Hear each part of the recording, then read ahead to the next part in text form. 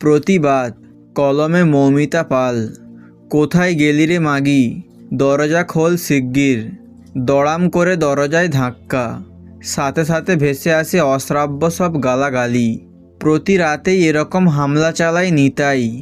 মদ খেয়ে সে তখন অন্য মানুষ, আসরিক শক্তি ভর করে যেন।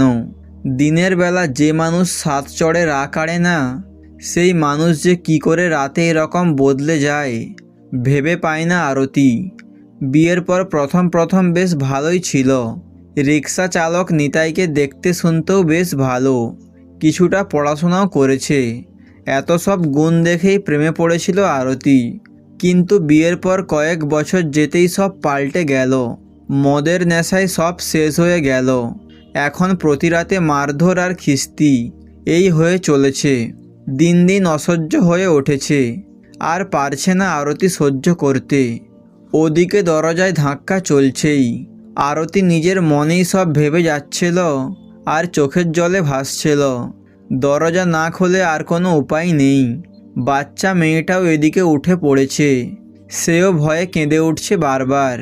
নিরুপায় আরতি দরজা খুলে দিল। সাথে সাথেই তার মুখে এসে পড়ল ধারালো হাতের চড়ার সাথে ধাক্কা। উল্টে পড়ে গেল আরতি। কী রে মাগি, কি করছিলি?